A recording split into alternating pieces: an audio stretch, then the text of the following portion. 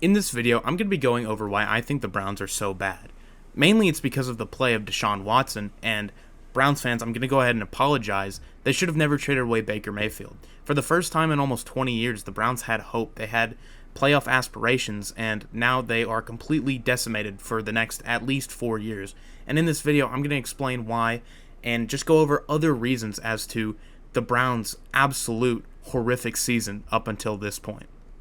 To start, let's look at the Browns' offense. Right now, they're ranked almost last in points per game with 15.8. And when you look at the company they have at the bottom of the list, New England's in a transitional period between the best coach of all time and Bill Belichick and bringing in a rookie quarterback, new coach, whole new system.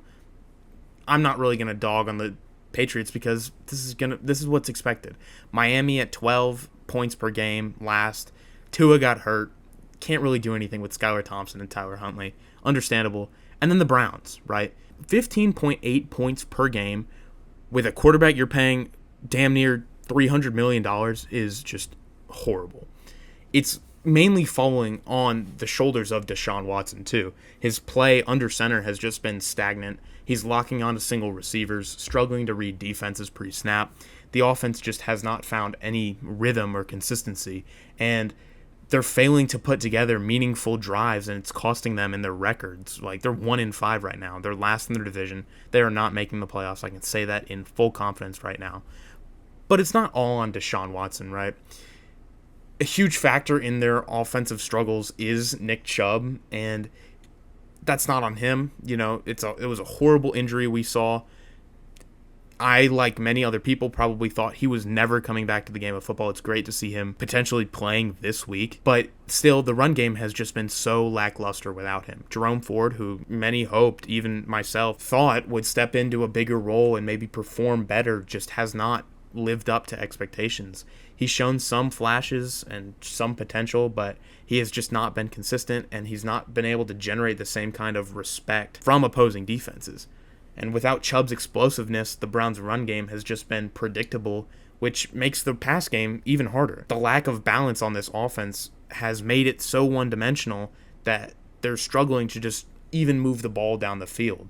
The biggest issue for the Browns is not the gaps on their offense or the oddly struggling defense giving up, almost 25 points to opponents.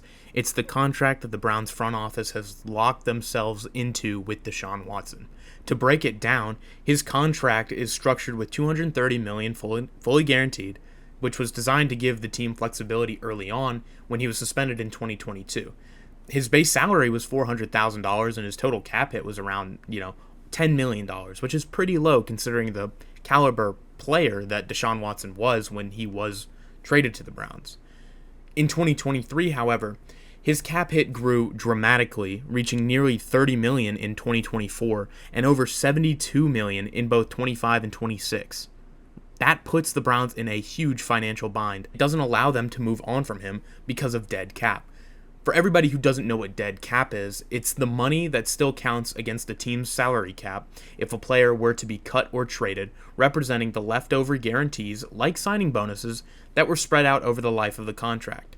For Watson, the Browns would still face a huge dead cap penalty if they were to move on from him too early. If they cut him this season, 2024, it would result in over a $200 million dead cap, which is a crippling amount that would severely limit the team's ability to spend on any other players.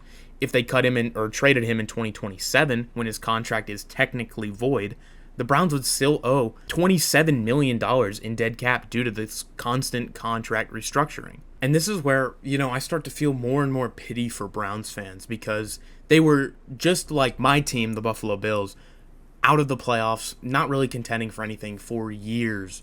And then they finally got a future. They finally had hope with Baker Mayfield, Kevin Stefanski, a completely new, coaching staff, new players, and then bang. And it's all over because Deshaun Watson and the front office has made a absolutely detrimental mistake for the future.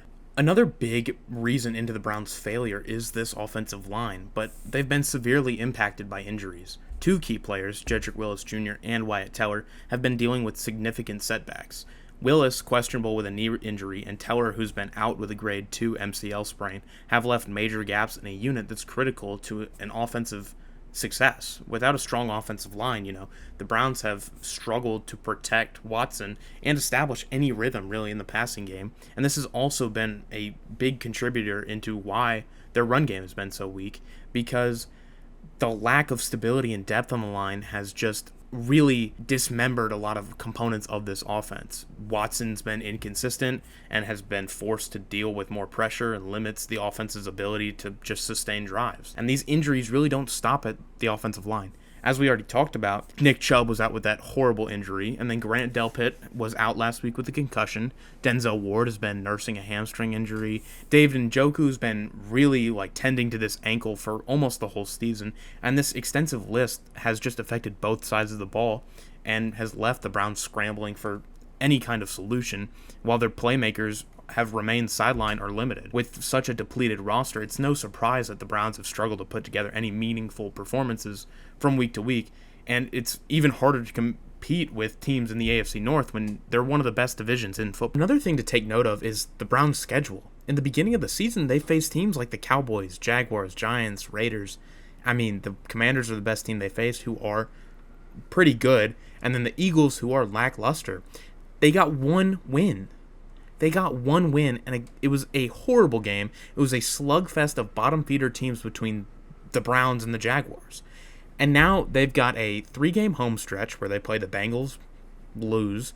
They play the Ravens, probably lose. And the Chargers probably lose because the Chargers are a tough and gritty team. They're going to get after Deshaun Watson, right? The only games that I could potentially see them winning would be the away game at New Orleans and maybe an away game at Denver. But even then, if the quarterbacks for each of those respective teams plays even above average, they're going to outduel Deshaun Watson. This team could very easily go 1-17 or 1-16 this season. Lastly, just as a summary, this team is just not good. This is not a well-coached team, even though I believe that Stefanski is a good coach. They have talent, they're just not putting it together, and they're not putting the product out onto the field. The defense has been lackluster for what some thought that this unit could be a top 5 unit in the league. They're not horrible. They're right around middle of the pack in defensive yards per game and then rush yards allowed. But they are a very heavily penalized team, giving up almost 60 yards per game due to penalties. It's just not a good scene for the Browns right now in Cleveland. And I personally believe it's not going to change. There will be no change until a quarterback change is made.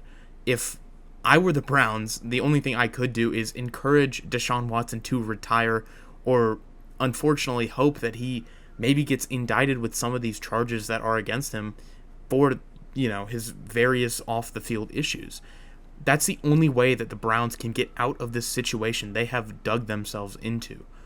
But overall, that's the end of the video. Let me know what you think. I would have broken down some clips in this, but I really didn't want to curse anybody with having to watch any Deshaun Watson highlights or film. I didn't want to do that to you guys. I didn't want to do it to myself either. So overall, that's the end of the video. Make sure you leave a like, comment, and subscribe, and just let me know what you want to see more of in the future.